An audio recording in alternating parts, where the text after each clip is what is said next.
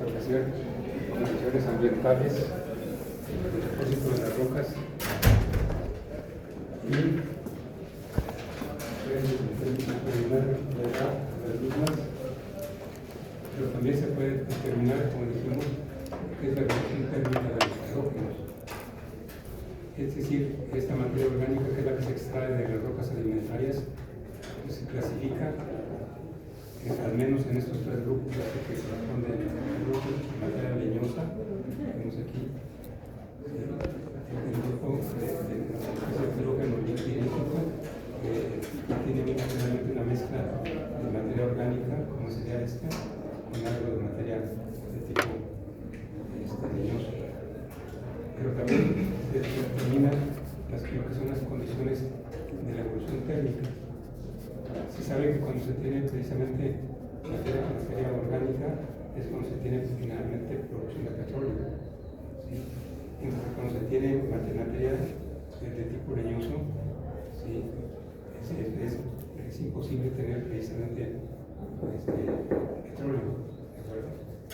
Y tenemos aquí también que corresponde al hidrógeno liquidífico, que generalmente puede presentar un poco de petróleo. Pero las rocas más importantes las que tienen este tipo de materia orgánica, que se llama materia algácea. ¿Sí? Son ambientes evidentemente acuosos, aunque no siempre marinos, pero en general son marinos en lo que son los yacimientos petroleros. Entonces es muy importante. Aquí, por ejemplo, ¿sí? Corresponde al índice de alteración térmica. Generalmente cuando se tienen este tipo de reactos, corresponde a lo que son las fases mixtas, y aquí lo que vemos es la presencia del petróleo, aquí está, precisamente. Entonces es muy importante, es una excelente determinación de lo que son los ambientes de productores de gas seco, productores de lo que sería aceite y gas, y principalmente en este caso tenemos la parte del aceite.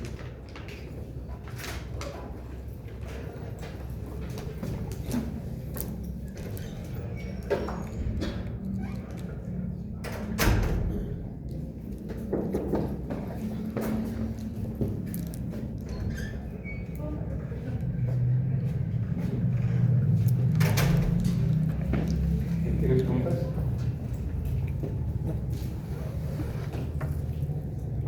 Entonces, con base en todos estos datos, se tienen lo que son las tablas en donde se sintetiza todo lo que son los datos que acabamos de ver, y se llega a cabo precisamente lo que es el resumen de la carbonificación que sufrió esa materia orgánica y cuáles son las características en detalle de cada uno de los diferentes parámetros que cité anteriormente.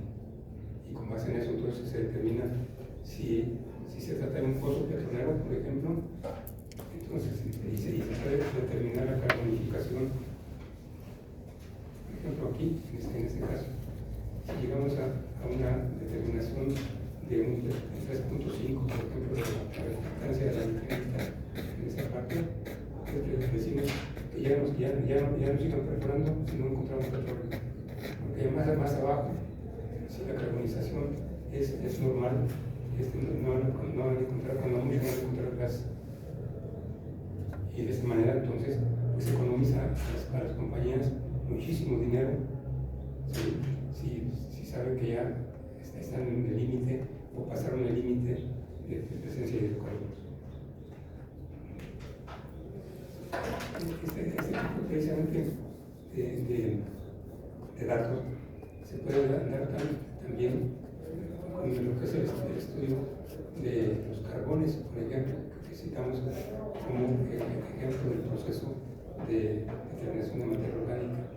Aquí también encontramos lo que son en nuestra medida los colores correspondientes a la materia orgánica que contiene y lo que corresponde a los diferentes grados que permiten determinar la carbonificación del carbón, si se trata de ese tipo de carbones. Aquí, por ejemplo, se utiliza fluorescencia, entonces aparecen también otros colores que son muy claros en cuanto a la determinación de tipos de pero también lo que es el grado de carbonificación que tuvo el carbón. Aquí, por ejemplo, en rocas carbonadas, o sea, en rocas que presentan querógenos que pueden ser de importancia económica, también se determinan lo que son las condiciones de fluorescencia.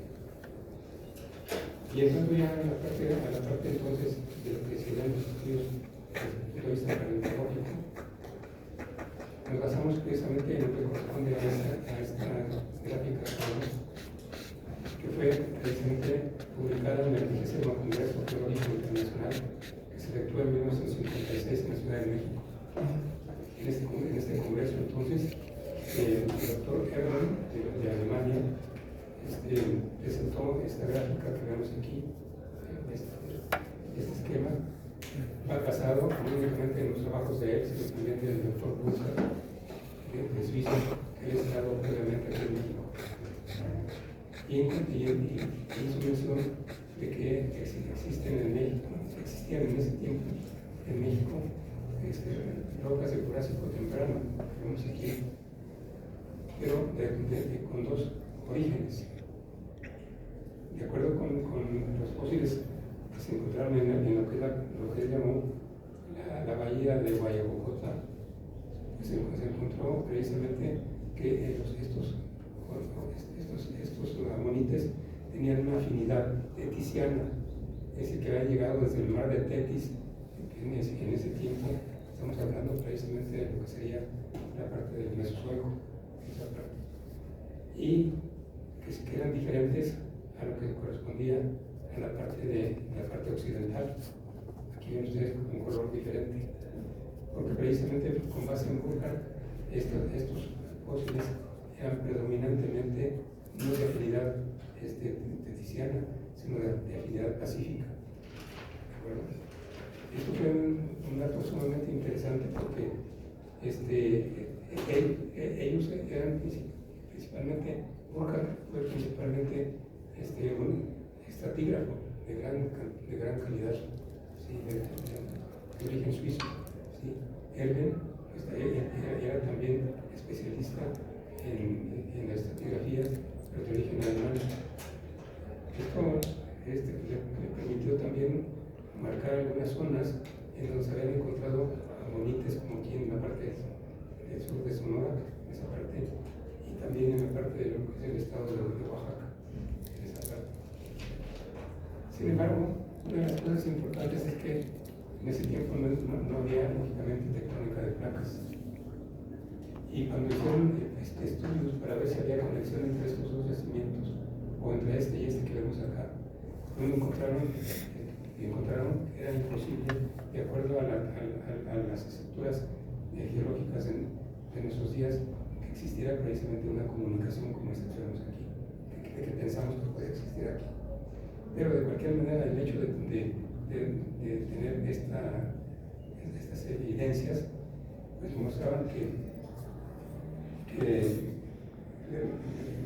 estudio de la paleontología permitiría encontrar siempre conexiones, aún en el caso de lugares que por el momento no podían mostrar esa conexión. El primer trabajo que se hizo en el Instituto Nacional del Petróleo en el área de paleontología fue precisamente en el 1969. En el año 1969, en el Departamento de Paleontología se recibió precisamente una muestra enviada del doctor Colin Stabler. Colin Stabler fue precisamente un inglés que todavía vive, por cierto, en México. ¿Sí? Y que en ese tiempo era asesor de petróleos mexicanos en la zona que se conoce como la zona de Tampico-Misán. Y se hizo cargo él de la perforación de un pozo, ¿sí? en esta localidad, y que tenía como característica que se había comenzado precisamente a perforar en helechos rojos y que había la barrena avanzado cientos de metros, ¿sí? y sin encontrar precisamente otro tipo de rocas sedimentarias. Sin embargo, en un intervalo aproximadamente de menos de 1 pulgada de espesor, Colin encontró precisamente una capa de color gris verdoso. Entonces él precisamente envió por parte de Petróleos Mexicanos esa muestra para que le hiciera cargo del estudio palinológico de ese intervalo. Y él decía claramente que bueno, que tuviera suerte porque generalmente se consideraban como rocas azoicas, pero que ese intervalo, unos cuantos milímetros, o sea, lo único que era diferente es rojo en toda la columna. Y nos pusimos a trabajar entonces con gran entusiasmo porque por primera vez Petróleos Mexicanos estaba interesado en lo que estábamos haciendo en el INAPE. Se trataba precisamente de la formación Caguasas. Y esa formación Caguasas precisamente se consideraba en ese tiempo de la Triásica. ¿Por qué? Porque en ese tiempo entonces todos los lechos rojos que se conocían, que eran bastantes en el país, todos se consideraban triásicos. ¿Por qué?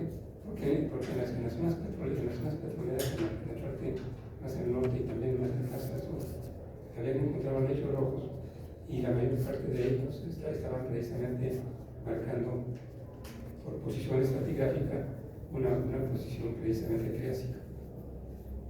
Bueno, pues nos pusimos a trabajar ahí en el INAPE, ¿sí? Y encontramos precisamente estos palinomorfos de los lechos rojos de la formación Caguasas. En 1972 se publicó el trabajo, ¿sí? El primer trabajo de palinología petrolera en México relacionado precisamente con esta formación de lechos rojos. En esta gráfica se muestran lo que corresponde precisamente a dos tipos de palinomorfos. Lo que son estos que vemos aquí, que corresponden a esporas, y estos que vemos acá que corresponden a polen. Una de las cosas importantes es que nos basamos únicamente en estos fósiles, porque somos los únicos que tuvimos precisamente la oportunidad de poder determinar la edad por sus alcances de estratigráficos. De tal manera que de acuerdo con estas esporas y con esos granos de polen, determinamos que esos lechos rojos correspondían al Jurásico medio. Y eso me llamó mucho la atención porque dijeron, ¿y todos los demás que pues bueno, les dijimos, pues esto es lo que podemos por el momento establecer para esta formación con esos alcances que son bastante bien comprobables, ¿sí? Aunque tenemos todavía dudas de que lo que marcamos aquí, tanto el inicio como la terminal de la misma, pues que serán realmente completamente verídicos. Bueno, pues quedó como si fuera Jurásico medio. Y esto causó una gran admiración en Petróleos Mexicanos, porque entonces que podían hacer las determinaciones que habían ellos utilizado en sus interpretaciones como clásicos. Aquí vemos precisamente lo que corresponde a toda la cantidad de fósiles que habíamos encontrado en esa posición, en esa muestra de unos cuantos milímetros. Y encontramos que había entonces representantes de lo que eran plantas productoras de esporas, como los helechos principalmente. Y habíamos encontrado también lo que serían restos de organismos del tipo del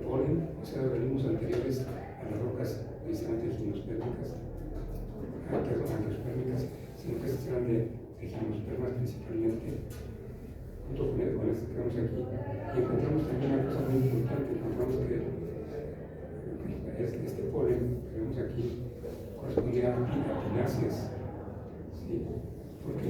Porque es un gran polen que, si se fijan, tiene precisamente los arcos aéreos que vemos aquí en las extremidades. Algunos muy bien definidos, como estos que vemos aquí. Y eso es de gran importancia porque entonces se trataba precisamente de gimnospermas, pero de gimnospermas de un lugar que debería haber estado a más de 2000 metros de altitud. ¿Sí? Entonces dijimos, ¿cómo que encontramos estos granos de polen en condiciones de lechos rojos que se sacaron, se extrayeron a cientos de metros por abajo del nivel de los lechos rojos? Entonces, ahí comenzó a haber la duda de que realmente entonces cuando publicamos esto, entonces tuvimos acceso a los estudios que se habían hecho aquí, precisamente en las rocas perforadas por Estados Unidos, en el centro del Golfo de México, por medio del barco Ronald Challenger, que hizo sus primeros estudios en la parte central del Golfo de México, en la parte terminal de lo que corresponde a una intrusión salina. ¿Sí? Bueno, pues una de las cosas muy importantes es que precisamente en la parte superior de la sal se encontraba precisamente lo que se llama un cap rojo, es decir, una estructura tectónica originada por el levantamiento de la sal, y lo más importante es que estaba protegida precisamente por una capa de yeso en la parte superior. ¿Sí? Y ellos encontraron precisamente que en esa capa se encontraba precisamente polen y esporas. ¿Sí? Eso se encuentra en una publicación precisamente de 1900,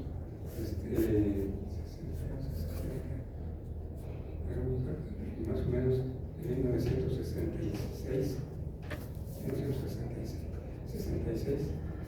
Bueno, pero ahí en donde hacían los palinólogos de George Bessorby de Estados Unidos la descripción del contenido palinológico de esas rocas.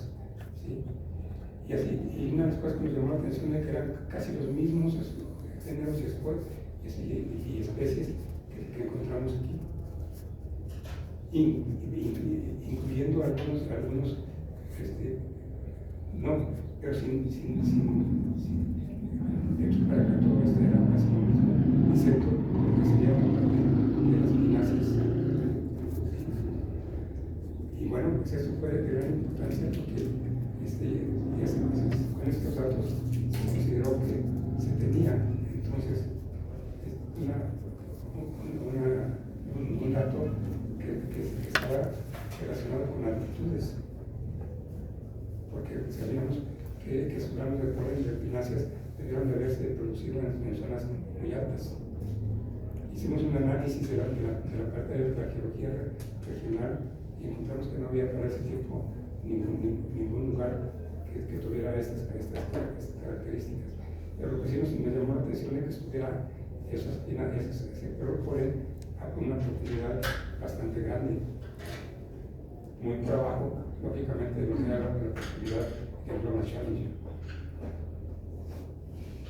Y por primera vez apareció la duda de que realmente el Golfo de México, ¿sí?,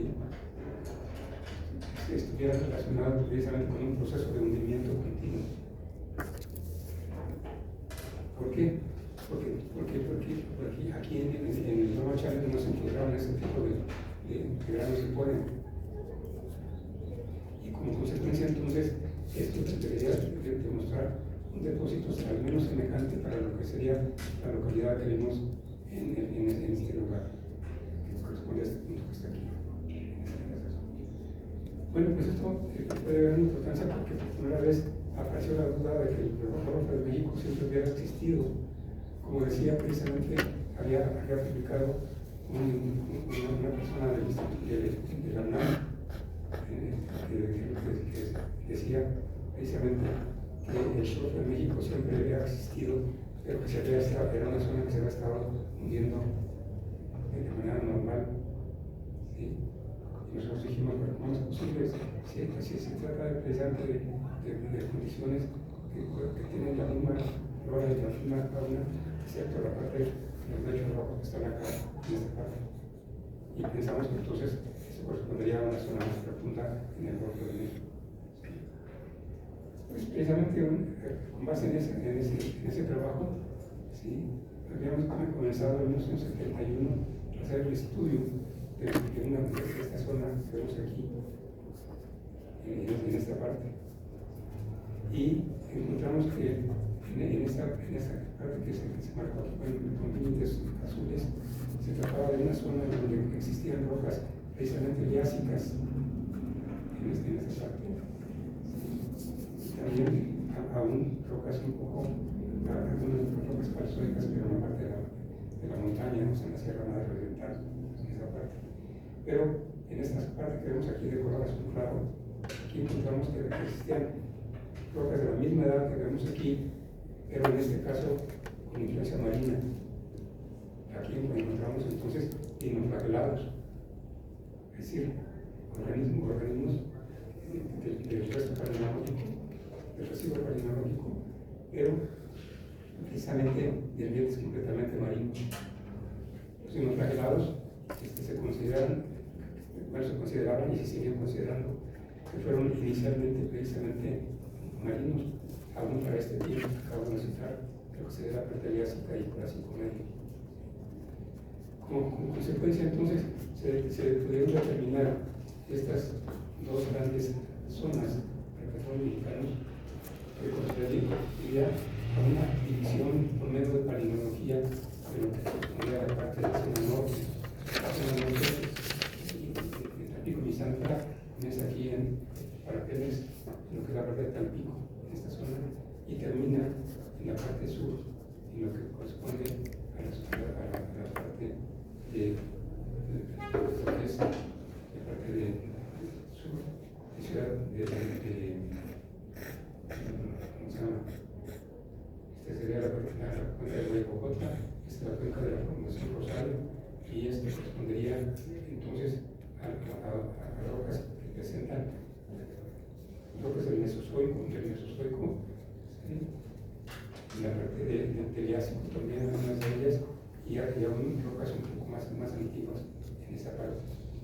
Esto permitió entonces determinar estas condiciones no únicamente desde el punto de vista ambiental, que ambientes se han depositado, sino que aplicamos el concepto que acabamos de ver de lo que es la clasificación térmica de los residuos palinológicos. Y nos encontramos que precisamente se puede determinar tres grandes zonas térmicas en esta parte de lo que fue la formación de Rosario, en esta parte. Y que pero en la cuenca precisamente que vemos acá, que es la marina, aquí se encontraban las rocas en condiciones muy térmicas, ya están en condiciones muy calientes, y en algunos casos, como mencioné en el borde con la Sierra Madre Oriental, las condiciones habían sido todavía de mayor temperatura. Esto permitió entonces determinar que esta zona que vemos aquí, en donde se encontraron condiciones mixtas en cuanto al ambiente sedimentario en esta parte, aquí en la parte azul que corresponde al ambiente marino, en esa parte, y aquí la parte continental, estaría en las condiciones de la ventana del petróleo que vemos aquí de color amarillo y color anaranjado en esta parte.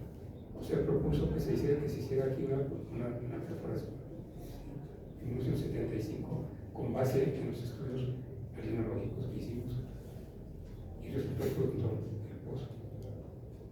Pues allí nos ganamos la confianza pues, de una gran cantidad de gente que no pensaba pues, que por medios palinológicos o métodos, digamos, fuera de lo que sería lo tradicional para ese tiempo, se pudieran encontrar condiciones como esta que acabo de citar.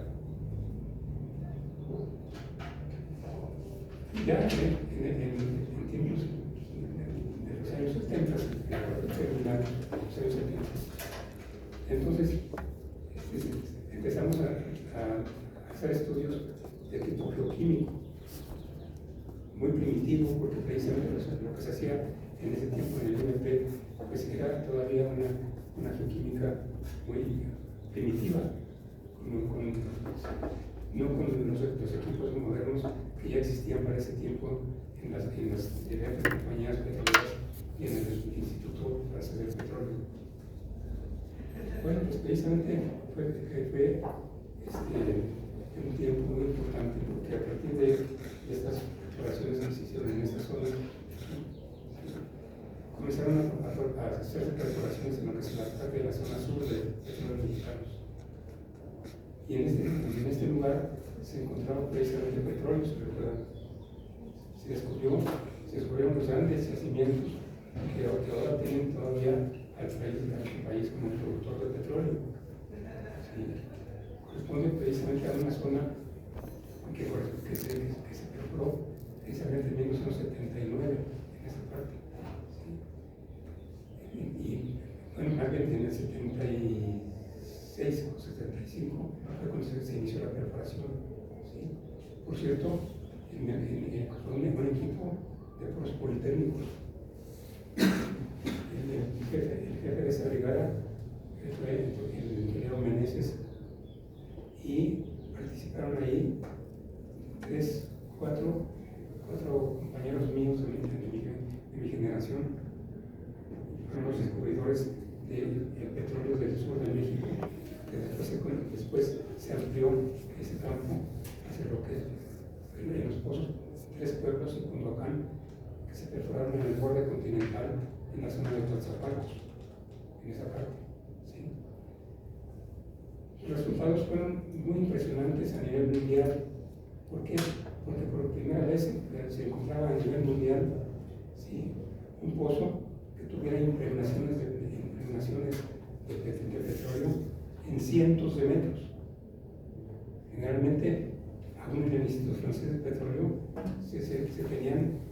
creían que tenían el récord de formaciones productoras de petróleo con unos cuantos decenas de metros, ¿sí?, cuando mucho 20 metros, ¿sí?, a nivel mundial.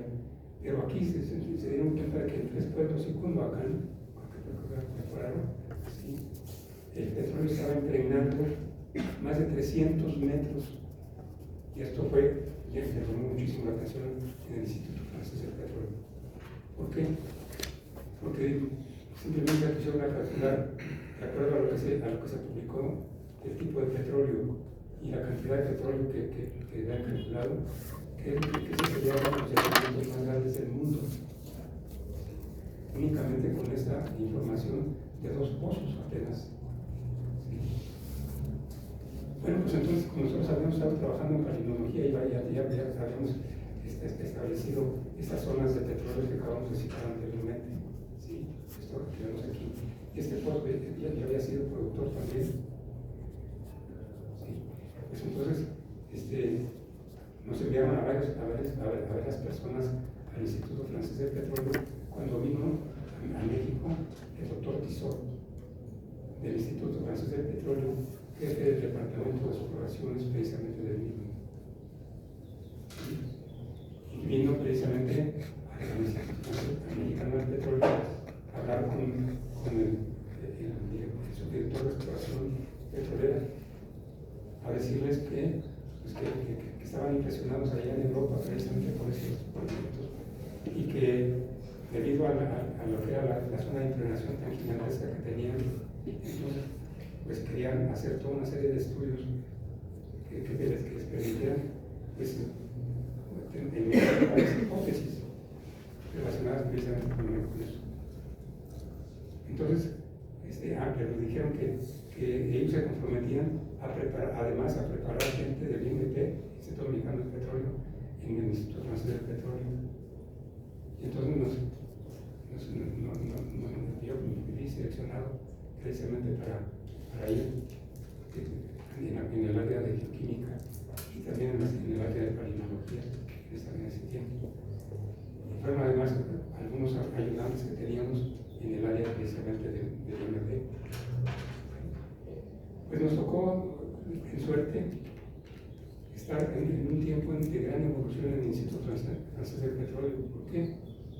Porque precisamente un geólogo de ahí, del Instituto Francés del Petróleo, había inventado un aparato que permitía determinar el tipo de materia orgánica de una roca sedimentaria, que podía determinar también qué tipo de petróleo se encontraba ya formado en la roca y además cuál era el proceso de evolución de esa materia orgánica, de esas rocas, con base únicamente en un estudio que se llamó precisamente estudio de evaluación de rocas.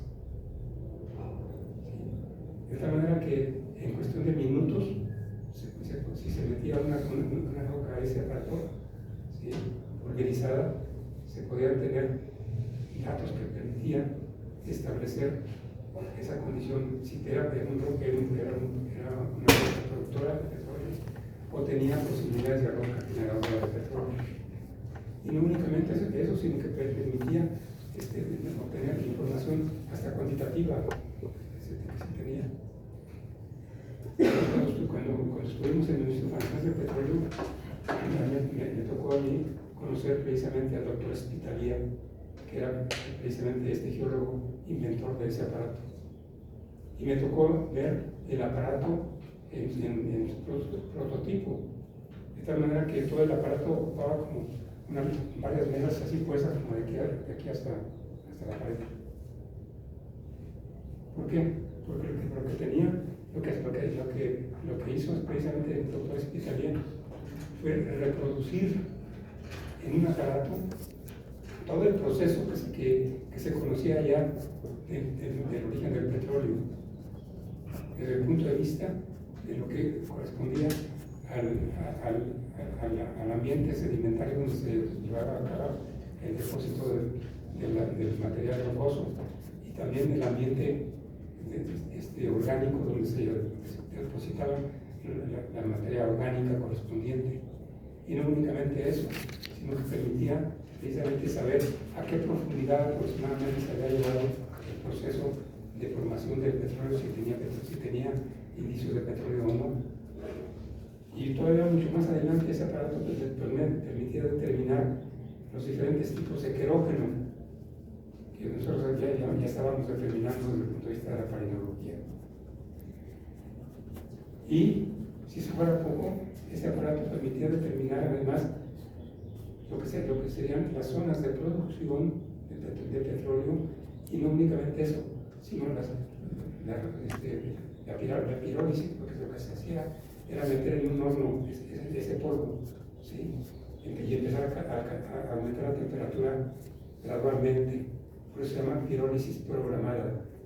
Se iba metiendo precisamente aumentando la temperatura de ese polvo, ¿sí?, y ese polvo entonces empezaba a emitir gases, ¿sí?, y esos gases eran captados por una serie de trampas que llevaban por medio de tubos a lo que son cromatógrafos. Un cromatógrafo es un aparato que permite entonces analizar lo que es un gas, ¿sí?, y dividirlo en su composición. Se conoce la composición de los gases, incluyendo si se trata de agua, si se trata de lo que es el petróleo, ¿sí?, o otros gases que están en esa materia orgánica que se analizan. Y entonces se dieron cuenta, explicaría, que se podía determinar precisamente esa gráfica que vimos anteriormente. La puedo encontrar.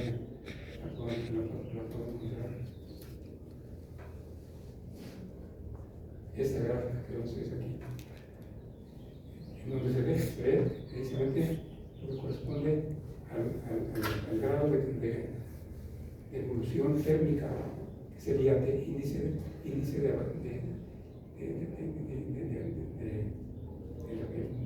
temperatura en la generación del petróleo.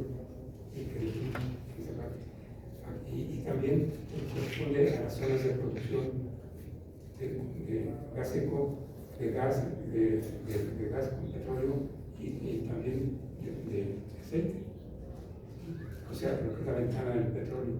Bueno, pues ese aparato permitía hacer exactamente lo mismo, determinar además, predecir qué tipo de querógeno se encontraba exactamente, ¿sí? Y aquí está. Y no únicamente eso, sino que además según la posición de las muestras analizadas permitía determinar qué tipos de muestras se trataban. Por ejemplo, estas muestras que vemos aquí corresponden a muestras de plataforma. Miren, esto que vemos aquí. Esto que vemos aquí corresponden a rocas precisamente, de rocas transgresivas, o sea, de avance sobre el continente, ¿sí? Y estas que vemos acá, horizontales, que vemos aquí, regresivas, o sea, que permitían reconstruir todo el ambiente que existió para los lugares correspondientes a las rocas analizadas. Y en este caso se utilizaron las rocas precisamente de los pozos de Tres Pueblos y Cunduacán, que habían sido los productores de esta zona del sur de México, que después se extendió, si recuerdan, esta zona a lo que es la cuenca ¿cómo se llama? De lo que es la plataforma, la parte de Reforma, principalmente, en la parte ya marina. ¿Cómo se llama el yacimiento más importante? ¿Cantaré? Cantaré. Sí.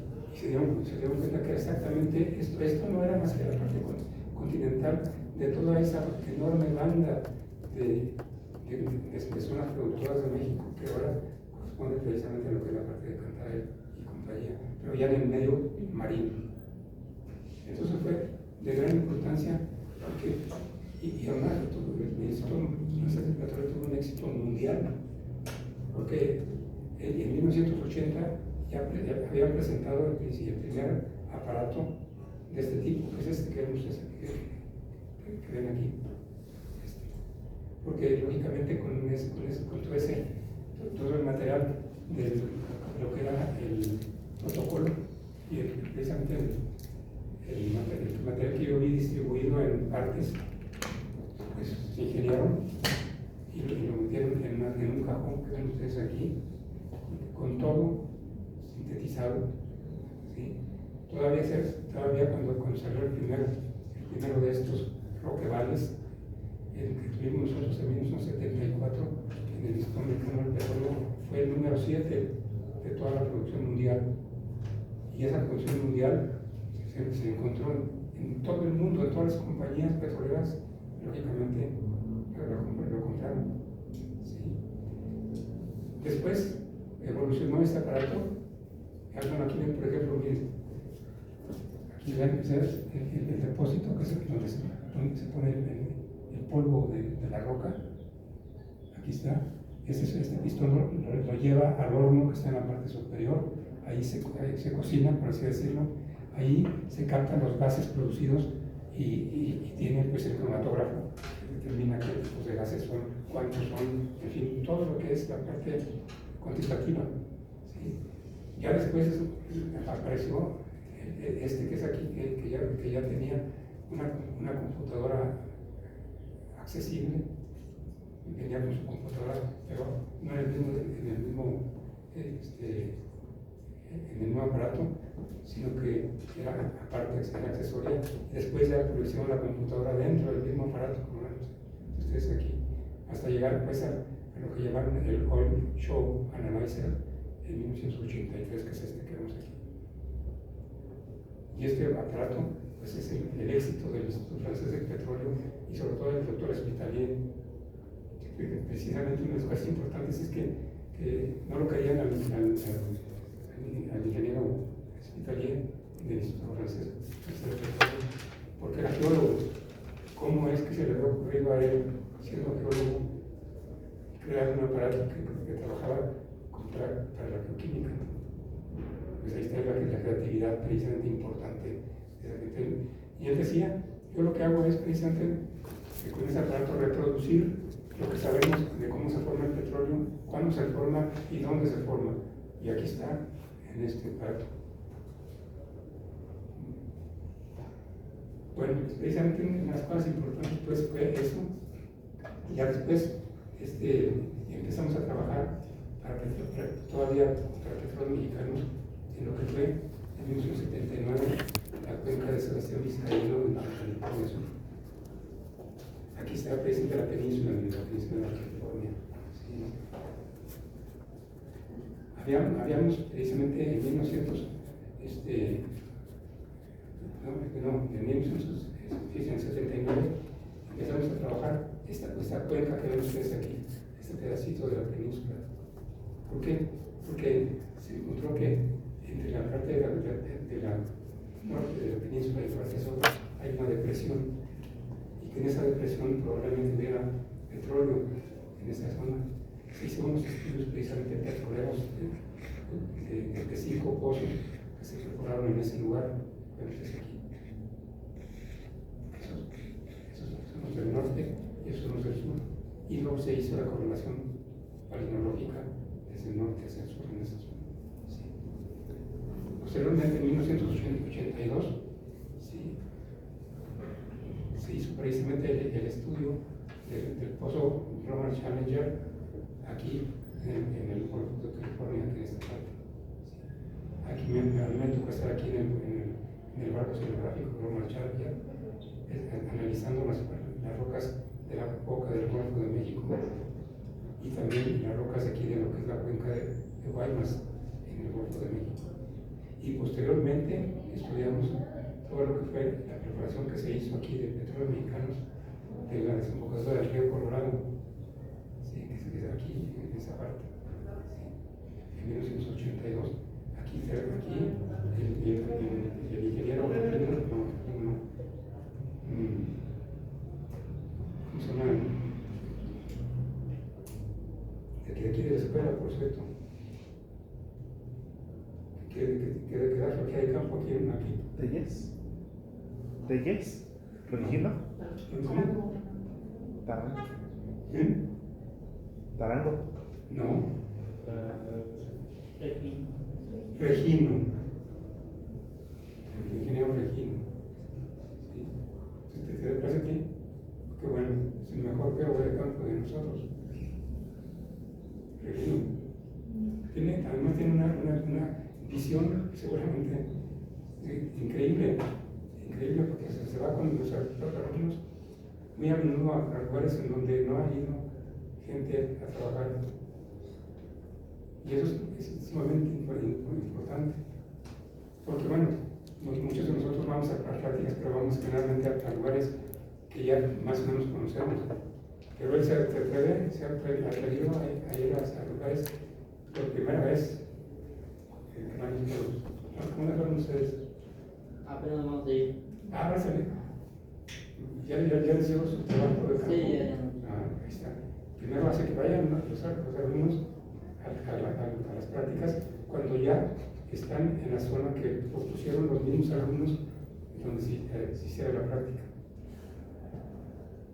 Ya que han tenido éxitos enormes.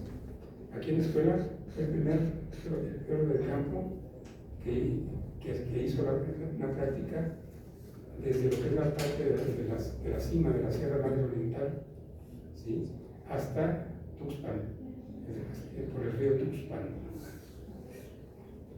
Sí, en serio, acampando desde arriba hasta la desembocadura, para que aprendieran los alumnos la parte de sedimentología, porque en ese tiempo daba sedimentología.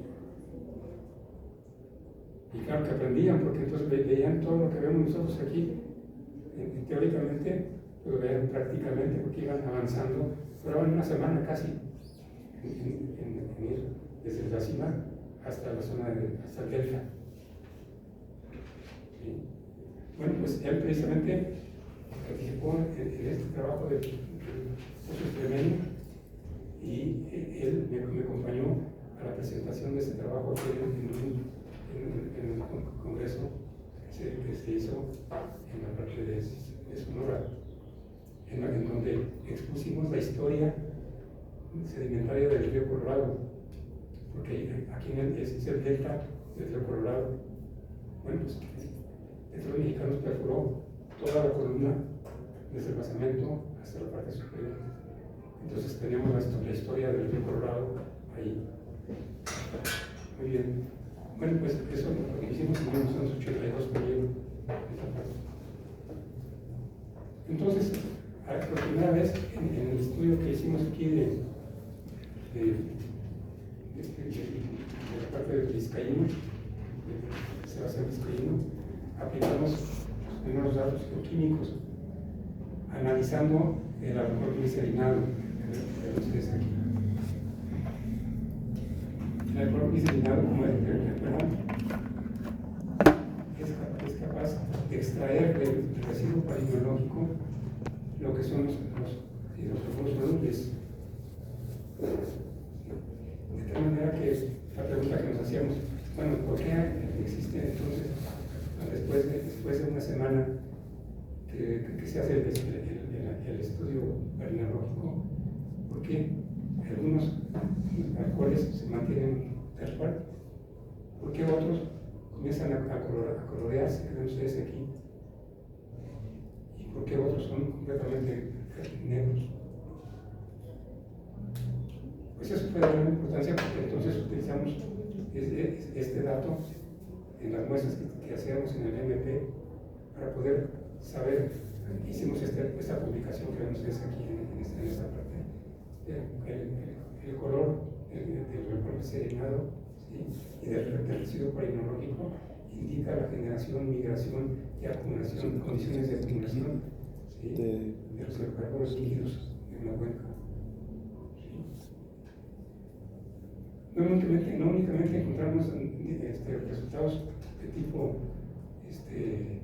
bioquímico, sino que también resultados de tipo paleontológico. Encontramos, además de polen, esporas, y encontramos también dinoflagelados, por primera vez, indicando la evolución de la cuenca de Sebastián Vizcaíno. Y no únicamente eso, pudimos determinar aún las diferentes etapas de sedimentación que se tenían desde la parte precisamente del norte y del sur de la cuenca. Y la zona precisamente de generación del petróleo es donde se encuentra en la cuenca, precisamente aquí de color negro. Bueno, aquí está el estudio palinológico químico de los sedimentos extremeños 201, autores Miguel Reyes Santillán, Dueñas, ¿sí? Y está Trinidad Reyes, precisamente, Regino Trinidad Reyes. Entonces, este estudio se hizo por medio del programa Challenger en lo que es el Golfo de California, para determinar la historia de separación de la península del continente.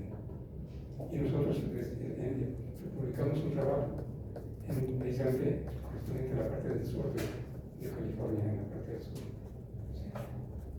Aquí, esto fue lo que estudiamos ahí en el Golfo, la parte del sur y la parte de la cuenca de Guaymas, en esta posición. ¿Sí? Y hicimos entonces el estudio de la materia inorgánica y orgánica del residuo palinológico, ¿sí? Determinamos la evolución precisamente de todas las secuencias, tanto en la parte inferior y en la parte superior, en este caso, el pozo 475. Y tuvimos éxito porque se publicó precisamente este trabajo, fue el único artículo publicado por el programa Challenger de investigadores mexicanos participantes en este transecto. Y entonces ya fuimos invitados precisamente a trabajar sobre los berrios rojos y la sal a nivel de todo el país. ¿Sí? Eso que vemos aquí son las localidades de derechos rojos en México y de sal. Esta sal y estos derechos rojos, si se fijan, vienen desde el Paleozoico en los derechos rojos. La mayor parte son Triásicos y Jurásicos, esperemos aquí. Pero vemos en la gran cantidad de ellos, y que se consideraban los lechos rojos originalmente todos triásicos. Nosotros determinamos que efectivamente sigue habiendo triásicos, pero que muchos de los que se consideraban como triásicos no lo fueron, eran simplemente de Jurásico. Entonces, nos dieron la oportunidad de hacer el estudio de la parte correspondiente a lo que es toda la sierra la Sierra Madre Oriental.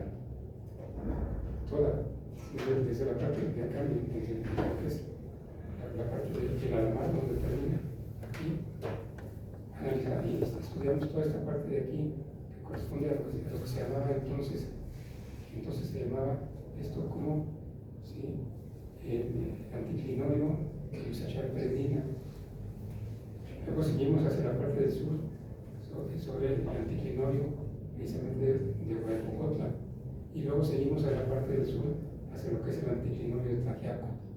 Es decir, que en ese tiempo se consideraba que la Sierra Madre estaba constituida por 3 anticlinorios.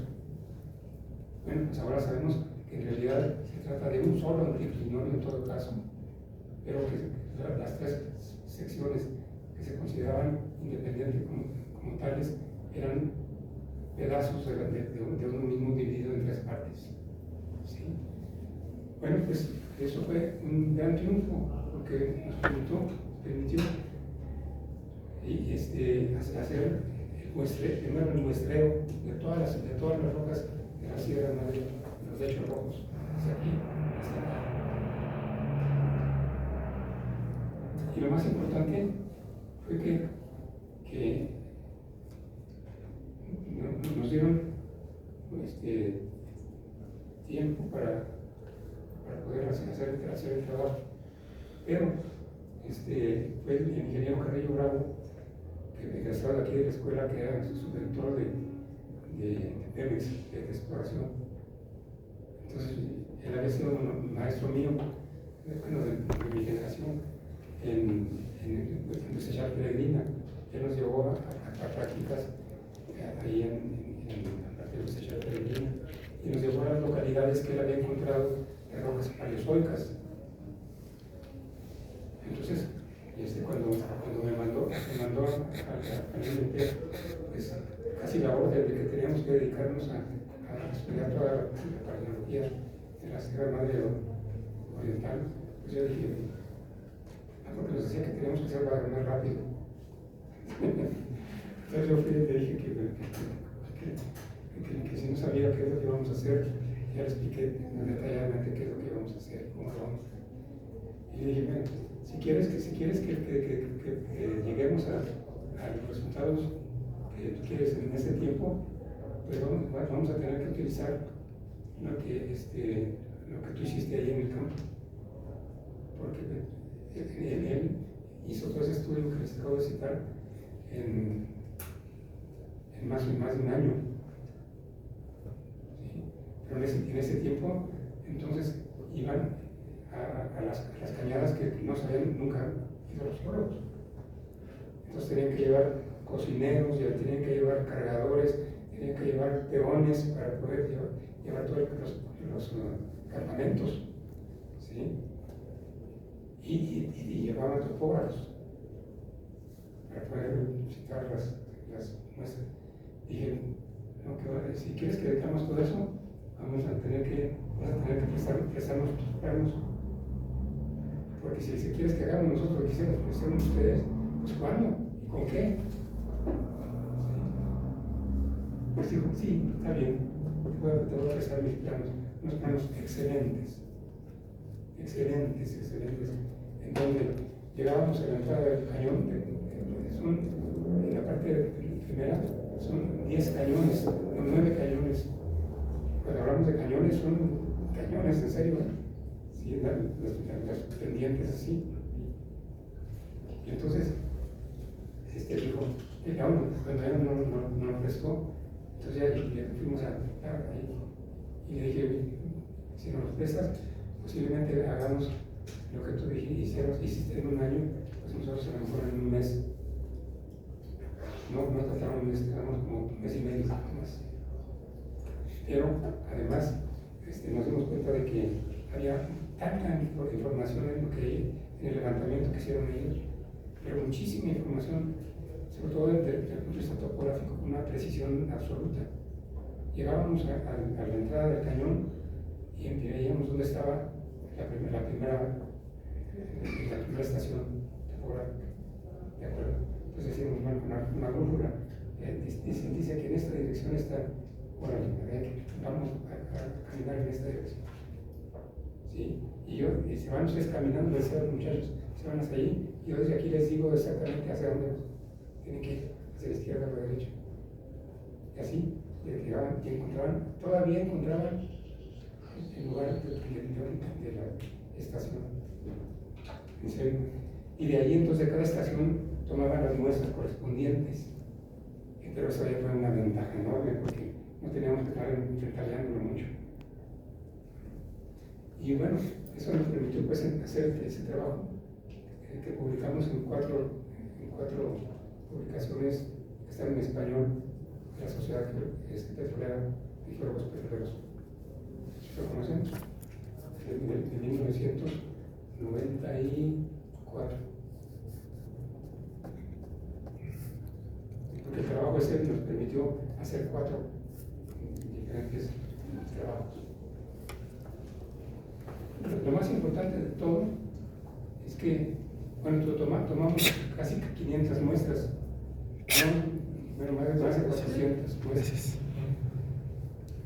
que se procesaron desde el punto de vista de la tecnología, y solamente una de ellas, de las 400, tuvo precisamente una gran importancia porque permitió encontrar dentro de la secuencia de lechos rojos esta 759, ¿sí? Permitió determinar, por medio de lo que se acabo de citar, de lo que es la importancia de la palinología, un ambiente estuarino. Aquí está el ambiente estuarino. ¿Por qué? Porque precisamente está tomada en una zona donde existen lechos rojos, pero en donde hay una alternancia de lechos rojos con rocas más claras. ¿Sí? Bueno, pues una de ellas precisamente tuvo abundantes granos de polen, abundantes esporas y abundantes dinoflagelados de nitroglicerina. ¿Sí? Pues el dinoflagelado lógicamente corresponde al ambiente marino y los granos de polen corresponden a plantas de las angiospermas y de gimnospermas. Y nos permitió entonces determinar la edad correspondiente a esta muestra. Y resultó que esta muestra 359 es liásica. Eso corresponde precisamente a la edad cinemuyense. Muy lejos entonces de lo que habíamos lo que habían determinado como edad de los lechos rojos, que eran triásicos. Entonces modificamos nosotros todo lo que es la columna desde el punto de vista de la presencia de diferentes tipos de granos de polen, principalmente y esporas, en varias secciones.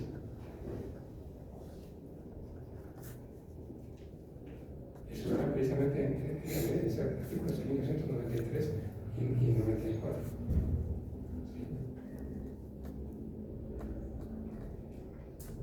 Con base en los principales fósiles que vemos en nosotros habíamos estudiado precisamente aquí, en esta parte, en la parte de aquí hacia abajo, habíamos encontrado una serie de indicadores correspondientes a cambios en cuanto a la sedimentación dentro de los lechos rojos. Esto fue muy importante. Y habíamos encontrado además, precisamente en la parte superior, algunas condiciones también de tipo de cambio en el sedimentario en lo que vamos a hablar posteriormente de la formación cuarcítica cualaca, o con eso vamos a hablar posteriormente de ella. Pero todo esto fue lo que vimos en la parte correspondiente a la parte de la sierra. ¿Sí? Aquí ven los alcances precisamente de los flechos rojos y determinamos precisamente que esa zona en donde existió precisamente el ambiente marino que correspondería a la formación que denominamos la boca, y en donde los paralados que vemos aquí, estos que vemos aquí, con el alcance muy bien definido, ¿sí? Nuestra misión de determinar precisamente la edad cinemuriense para estos. ¿Sí? Estos dentro de lo que es el grupo San Pedro. ¿Sí? Ven ustedes que muchos de ellos apenas si se pueden determinar ciertos datos, porque en los lechos rojos, lógicamente, que han estado en condiciones de exposición aérea, se han oxidado bastante bien, pero aquí están los que se pudieron clasificar perfectamente por sus características morfológicas, aquí están representados. Y de esta manera entonces se llevaron precisamente a determinar las cuencas del Golfo de México y de las cuencas precisamente, y de las tres partes correspondientes a lo que es la Sierra Madre Oriental, en sus tres fracciones que estamos viendo en esta parte, en lo que sería la parte de Tlaxiaco, el Mesechal Peregrina, aquí arriba, y de Guayacuco, aquí en esta parte. Y determinamos también lo que eran las condiciones de gran importancia desde el punto de vista petrolero. Esto que vemos aquí en color rojo corresponde precisamente a rocas que tienen producción de gas. Esto, y también en algunos casos de petróleo ya muy evolucionado, y todo lo que corresponde a esta zona, una zona en donde hay petróleo local.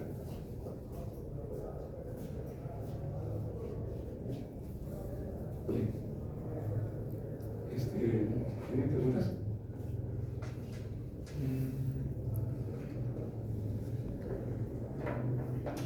Son 12:40.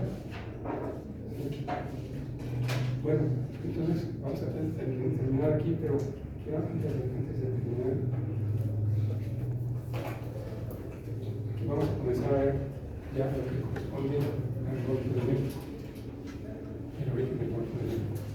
Todo lo que acabamos de ver son los antecedentes para que puedan ustedes situar lo que vamos a hablar aquí. No vamos a repetir mucho, vamos únicamente a utilizar ya datos que vimos anteriormente en lo que corresponde a la determinación paleográfica del Golfo de México. Cómo se utilizaron estos datos tanto de geoquímica como de paleontología, complementando en gran parte esta información del territorio mexicano para poder llegar a establecer esto que vemos aquí, alineaciones tectónicas locales y regionales, ¿sí? Con base en la distribución de la geografía de alineamientos en marcas geológicos, tectónicos, isométricos, batimétricos e hidrológicos. ¿Tienes preguntas? ¿No? En el examen